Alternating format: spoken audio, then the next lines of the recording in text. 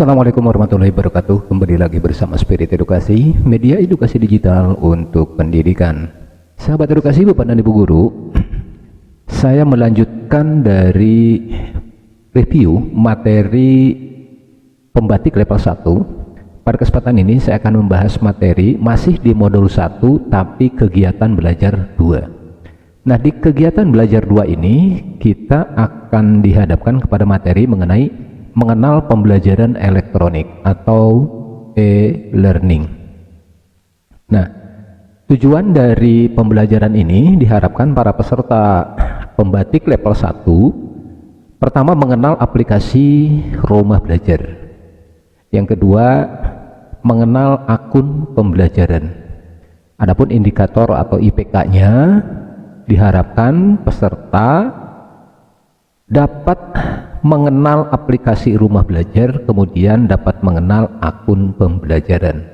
Jadi dua inilah yang harus dikuasai sebelum kita nanti mengikuti ujian di pembatik level 1. Baik sahabat edukasi, Bapak dan Ibu guru, aplikasi rumah belajar. Apa itu rumah belajar?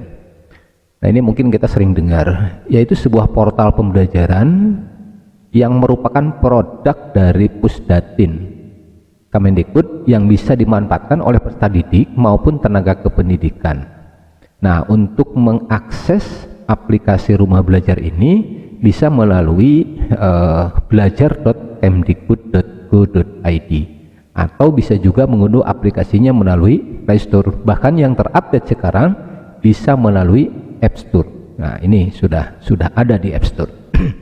Nah, itu untuk mengenal rumah belajar. Selanjutnya sahabat edukasi, apa saja atau fitur-fitur yang terdapat di rumah belajar? Ini harus diingat ya. Nah, fitur-fitur di rumah belajar yang pertama ada fitur utama. Fitur utama apa saja? Satu, di sini rumah belajar menyajikan materi ajar bagi siswa dan guru. Nah, ini disajikan dalam bentuk audio, video, serta laman interaktif. Bagaimana cara mengakses sumber belajar ini? Yaitu melalui sumber.belajar.kemdikbud.go.id. Nah, ini alamatnya ya, diingat saja Bapak dan Ibu. Di ujian keluar biasanya.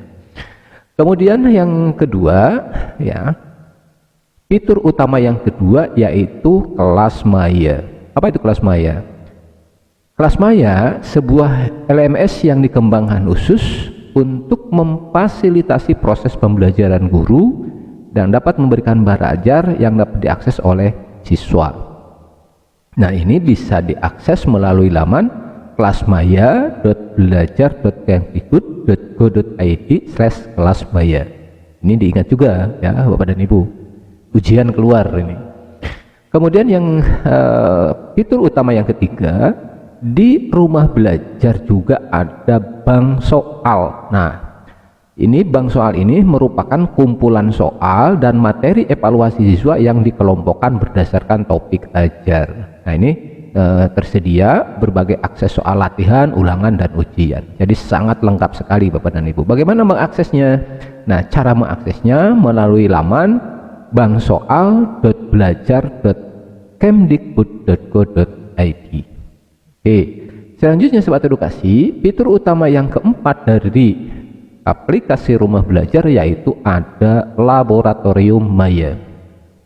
Nah, laboratorium maya atau fitur simulasi praktikum laboratorium yang disajikan secara interaktif dan menarik. Ini dikemas bersama lembar kerja siswa dan teori praktikumnya tentunya. Nah, untuk mengakses laboratorium maya ini silakan sahabat edukasi bisa mengunjungi di belajar.kemdikbud.go.id/labmaya. Nah, ini ya 4 fitur utama. Kemudian sahabat edukasi sekalian, selain fitur utama juga aplikasi rumah belajar didukung dengan fitur pendukung. Nah, fitur pendukung ini yang pertama, di rumah belajar ada yang namanya fitur peta budaya. Nah, ini merupakan dokumentasi dari keunikan budaya Nusantara yang sangat beragam. Jadi lengkap sekali. baik peserta didik maupun tenaga pendidik dapat mengaksesnya melalui apa? Nah, ini lamannya di bawah ini, melalui petabudaya.belajar.kemdikbud.go.id. Yang kedua, fitur pendukung dari rumah belajar ada tersedianya buku sekolah elektronik yang lengkap. Nah, fitur penyedia berbagai macam buku pelajaran yang bisa diunduh setiap saat. Fitur buku elektronik ini pun silahkan bisa diakses di bse.belajar.kemdikbud.id. Ini mungkin tidak asing lah Bapak dan Ibu untuk fitur buku elektronik ini sering kita menggunakan. Yang ketiga, fitur pendukung dari rumah belajar ada wahana jelajah angkasa. Nah, ini keren, wahana jelajah angkasa ini fitur yang memberikan referensi tentang penjelajahan angkasa dengan berbagai keunikannya. Ini tentunya akan menambah wawasan anak didik kita. Selain kita ibaratnya menyampaikan secara teks, nah, juga kita bisa menampilkan atau menyajikan ya wahana-wahana angkasa yang menarik tentunya. Nah, ini tentu disiapkan atau tersedia di fitur pendukung ya di belajar.kemdikbud.id. Lalu sobat edukasi, Bapak dan Ibu guru, fitur pendukung yang keempat. Nah, ya, di rumah belajar dilengkapi juga dengan fitur karya bahasa dan sastra. Di sini disajikan beragam karya bahasa dan sastra dari seluruh Nusantara. Tentu ada di sini. Untuk mengakses ini, silakan bisa ke belajar.kemdikbud.id/bahasa sastra. Kemudian yang kelima, ada pengembangan cooperation berkelanjutan atau dikenal dengan PKB. Nah, di sini ini tempat tenaga pendidik untuk mengembangkan dirinya. Banyak sekali pelatihan-pelatihan yang bisa diikuti, termasuk salah satunya ya pembatik ini, gitu kan. Ini ada di pengembang keprofesionalan berkelanjutan atau PKB. Yang keenam, sahabat edukasi, juga di rumah belajar di fitur pendukungnya ada EduGame.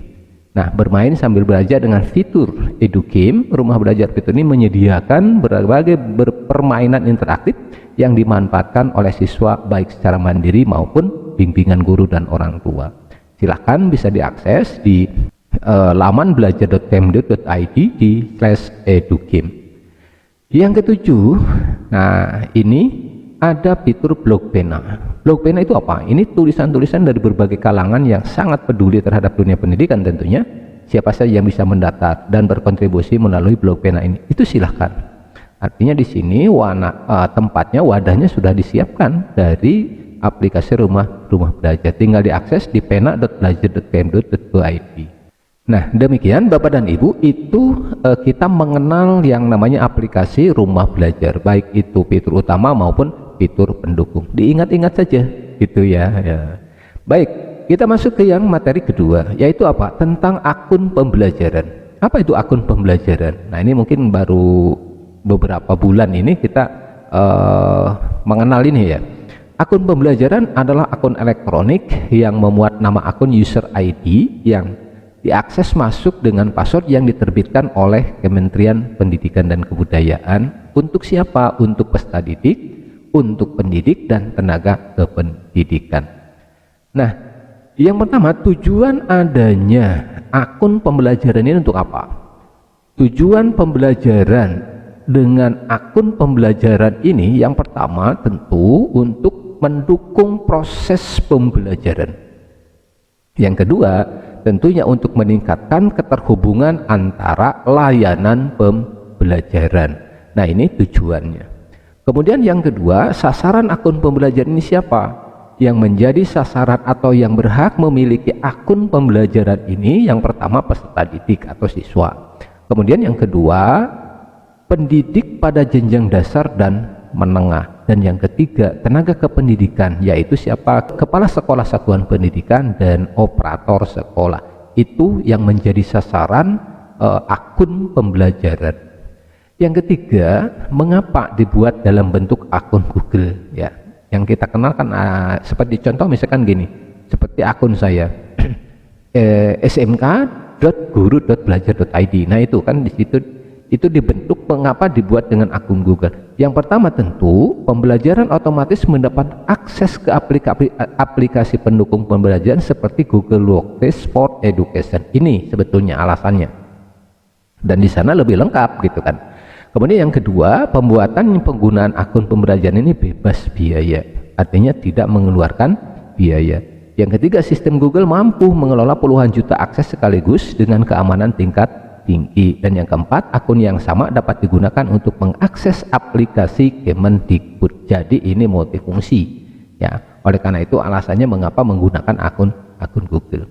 Kemudian yang keempat, di sini ada teknis aplikasi pembelajaran yang bisa diakses dengan akun pembelajaran. Apa saja? Yang pertama, jenis aplikasi yang bisa diakses dengan akun pembelajaran itu, yang pertama tentu pos elektronik atau email. Nah, kelebihan email ini email yang sangat tidak terbatas ya, artinya unlimited, yang ketika kita menggunakan Google Drive-nya gitu kan. Nah, ini dengan email ini. Kemudian yang kedua, pengelolaan administrasi pembelajaran secara elektronik. Yang ketiga, penjadwalan proses pembelajaran secara elektronik. Kemudian pelaksanaan proses pembelajaran secara daring. Dan yang kelima, rumah belajar Kemdikbud untuk materi pembelajaran bisa diakses dengan apa? Dengan akun pembelajaran. Baik sahabat edukasi Bapak dan Bu Guru, bagaimana cara mengakses akun pembelajaran? Seorang operator satuan pendidikan masuk ke laman pd.data.kemdikbud.go.id. Ini masuk dulu ke sini. Setelah itu, seorang operator kemudian memilih tombol unduh akun ya. Nah, mungkin kalau yang sudah sih nggak ada masalah. Unduh akun, kemudian untuk mendukung mengunduh dokumen dalam bentuk CSV yang berisi daftar nama akun atau user ID dan akses masuk akun atau password.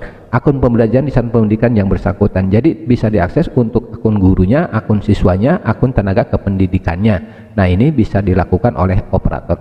Kemudian yang ketiga, operator satuan pendidikan mendistribusikan atau membagikan akun tersebut untuk siapa? Untuk siswa dan guru. Yang keempat, kemudian mengaktifkan akun pembelajaran pengguna, user ID dan password akun pembelajaran melalui login laman mail.google.com. Nah, ini ingetin cara-caranya ya.